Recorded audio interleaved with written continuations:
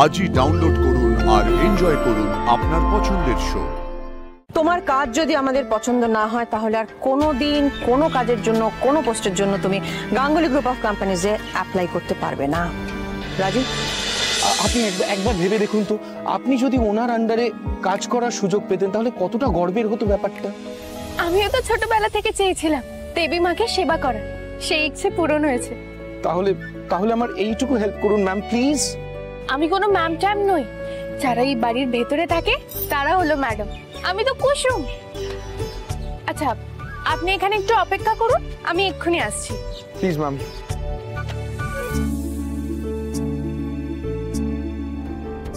কোথায় নিয়ে যাচ্ছ কুসুম? আরে আগে আসুন তো, আপনি গেলেই দেখতে পারবেন। ওই তো উনি এসে গেছেন। ছোট সাহেব ডাকবেন আপনাকে, দাঁড়ান। আচ্ছা, আপনি এখানে দাঁড়ান, আমি ডাকছি, ঠিক আছে? ঠিক আছে। ওই তো।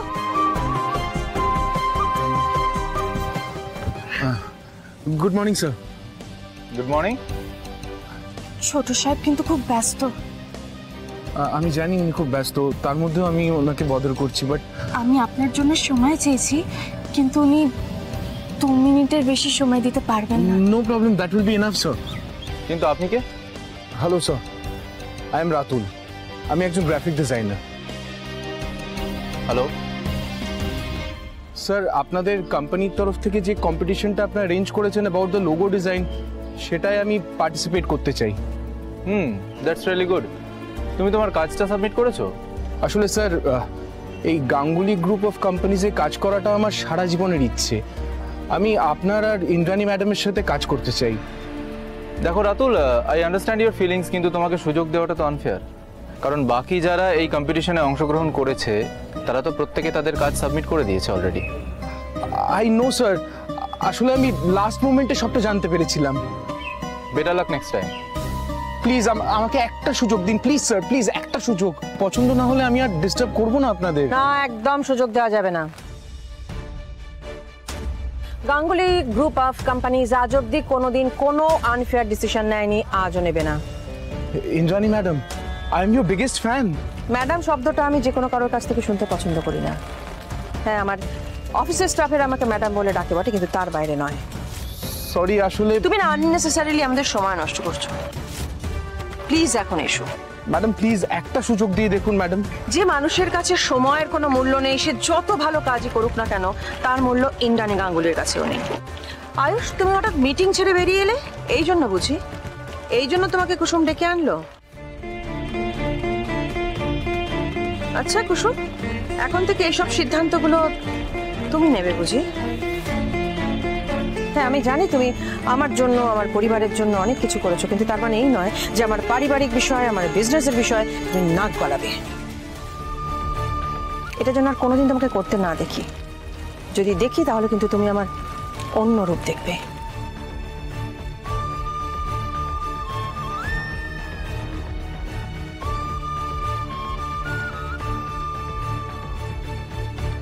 দেবী মা আমার সাথে এইভাবে কথা বলছেন কেন?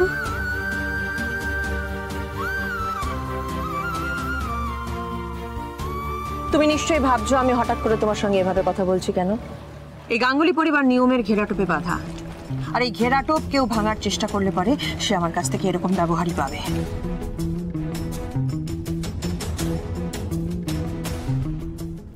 আমার ভুল হয়ে গেছে দেবীমা, আমাকে ক্ষমা করে দিন।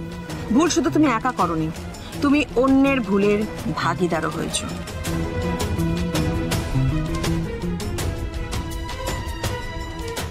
তুমি তো জানো কুসুম, আমার কাছে সময়ের মূল্য কতটা।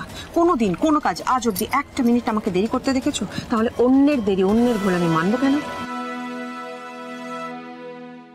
তুমি জানো ও অন্যায় আবদার করছে, জানো তো? হ্যাঁ দেবীমা। তাহলে সবটা জেনেও কেন ভুল করছো কুসুম? ওর পক্ষে এবারের নিয়ম জানা সম্ভব নয়, কিন্তু তুমি তো জানো কুসুম, তুমি জেনেও কেন ভুল করছো? না দেবীমা, আসলে বাইরে থেকে এসছে, দূর থেকে এসছে, সেই জন্য বোধহয় ভেবেছে যে আমাদেরকে রিকোয়েস্ট করবে আর আমরা সেটা শুনবো। কিন্তু তুমি তো জানো গাঙ্গুলি পরিবারে এগুলো হয় না। Ganguly group of companies professional লোকদেরকে নিয়ে কাজ করে এবং যারা প্রফেশনাল তাদেরকে পছন্দ করে। তুমি নিজেও তো এই বাড়িতে কাজ করে এবং তোমাকেও নিয়ম মেনে কাজ করতে হয়।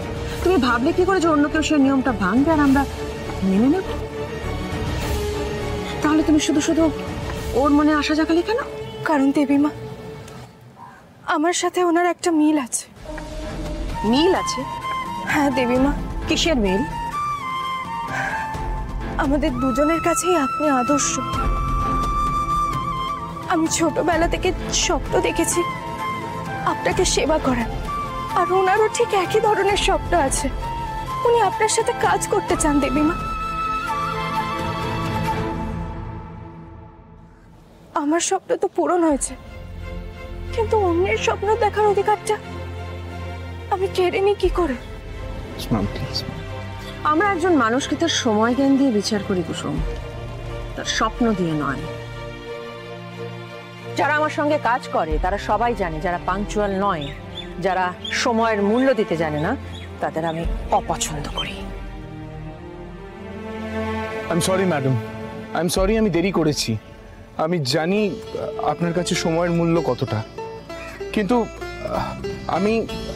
আমি শুনেছিলাম আপনি একটা ইন্টারভিউতে বলেছিলেন যে সুযোগের পিছনে ছুটতে হয়, যে কাজ যতটা অসম্ভব সেই কাজের পিছনে ততটাই এফোর্ট দিতে হয়। এই মুহূর্তে এই গাঙ্গুলি গ্রুপ অফ কোম্পানিজে কাজ করাটা আমার কাছে অসম্ভব বলে মনে হচ্ছে, তাই তো ম্যাডাম এত এফোর্ট দিচ্ছি। আমি টাইমের আগেই আপনাদের অফিসে গিয়ে পৌঁছেছিলাম, কিন্তু সেখানে গিয়ে জানতে পারি কি Ayush sir work from home করছেন। ওখান থেকে আপনাদের বাড়িতে আসতে আমার একটু লেট হয়ে গেল। কিন্তু কম্পিটিশনটা তো অনলাইন ছিল রাতুল। আমি জানি স্যার, কিন্তু লিংক ফেল করছিল। আমি একটাও মিথ্যে বলছি না স্যার, সেটা আপনি খোঁজ নিয়ে দেখতে পারেন। প্লিজ আমাকে একটা সুযোগ দিন, মানুষ তো ভুল থেকেই শেখে, আমিও না হয় একবার শিখব। দয়া করে আমার একটা ভুলের জন্য সেই সুযোগটা আমার থেকে কেড়ে নেবেন না। মা, ছেলেটার কাজ করার ইচ্ছে আছে। আমরা এমন একজনকেই তো খুঁজছিলাম যার প্যাশন আছে। আমরা ওকে কি একটা সুযোগ দিতে পারি না? বেশ, একটা সুযোগ তোমাকে আমি দিচ্ছি, থ্যাংক ইউ। তবে একটা শর্তে।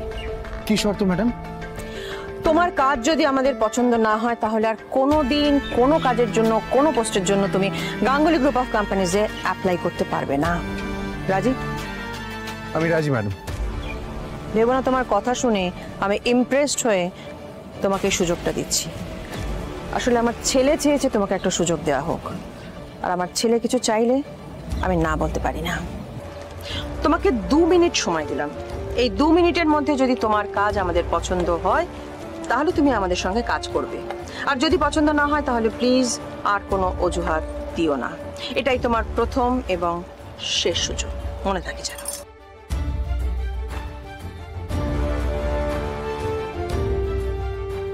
কুসুম, ওকে নিয়ে ভিতরে এসো। আপনি আসুন আমার সাথে।